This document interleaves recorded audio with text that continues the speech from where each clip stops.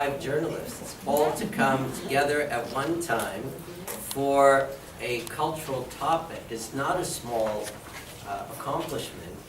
And really, if you consider that there's a lot going on next door in Cairo, which I realize we're not speaking about in Israel, but it is next door, and many of you might otherwise have been distracted by that development rather than coming this morning. So Werner, it's even more impressive to see 75 journalists here, and we're delighted to have all of you here. I just want to talk for a few minutes to give you sort of history and context about this exhibition. Some of you are mature enough to have been here 15 years ago in 1998, when this museum had the privilege, really the privilege, to debut in a public museum setting the Merzbacher collection of Fauve and Expressionist masters in the context of a large exhibition called The Joy of Color, which really examined not just Fauve and Expressionist schools in painting, but rather the Merzbacher's aesthetic view of the importance of color from post-impressionism actually well into what was then post-war modern and the beginning of what we now consider contemporary art. This was really a thrilling and momentous thing in many ways. Actually, in my former life at the Museum of Modern Art in New York, I knew the Merzbachers as quiet, anonymous collectors who occasionally and reluctantly would lend a single painting to an exhibition as an anonymous loan. And frankly, when I arrived here in 1997 and discovered that the Israel Museum had a long relationship with the Merzbachers, and that in 1998, on the occasion of the 50th anniversary of the State of Israel, Werner and Gaby were going to allow us to take their collection public worldwide from here in Jerusalem, it was quite thrilling. And those of you who remember that exhibition may remember that it really was the first categorical blockbuster in the history of museology in the State of Israel, and I think 250,000 people saw that show. And in 1998, that was actually a big number anywhere worldwide for a temporary exhibition. So that was a kind of thrilling thing for us, and it came about because the Merzbachers have had a long history with the museum. It didn't begin at that moment. In 1986, the Merzbachers named a gallery, actually a pavilion for Israeli art in memory of Werner's parents. They became honorary fellows of the museum in 1998, and in an unusual ceremony, actually, that fellowship was awarded by President Ezer Weizmann because of his appreciation for the importance of the Merzbachers allowing us in 1998 to go public with their collection in celebration of Israel's 50th year. Werner also started the Swiss Friends of the Israel Museum for us, and he remains the honorary president of that very vigorous organization. So our relationship really has continued in a very nice way. Those of you who remember that show will remember that Stephanie Raccoon, who was then our senior curator of modern art, curated the exhibition and really had a very long-standing relationship with Werner and Gaby.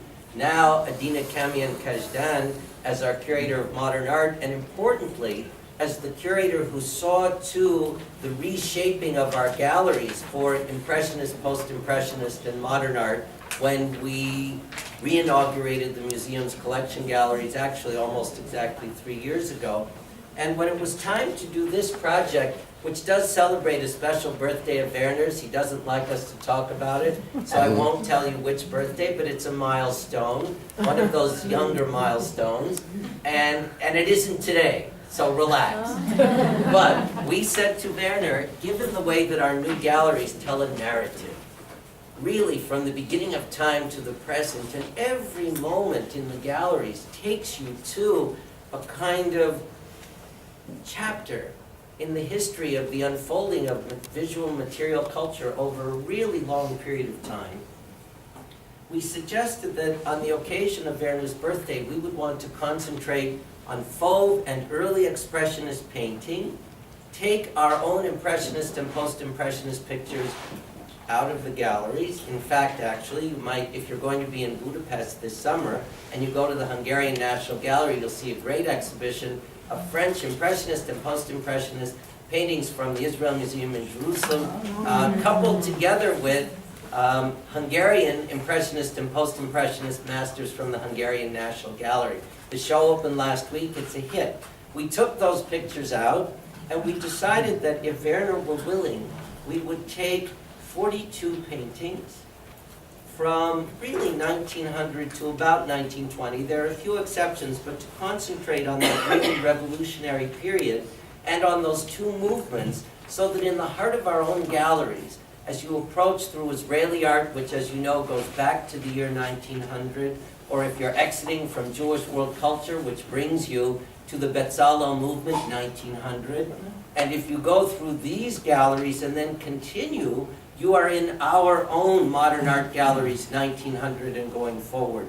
So that our idea with Werner and Gaby's concurrence was to do an exhibition which would be a powerful prelude to looking at modern art in the Israel Museum. And when we go down to see the exhibition, we hope that you will see that this is what we feel has been accomplished there.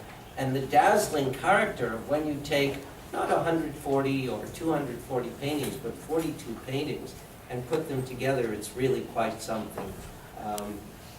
And for us, it's been a thrill to have this opportunity yet again, but this time in a different way.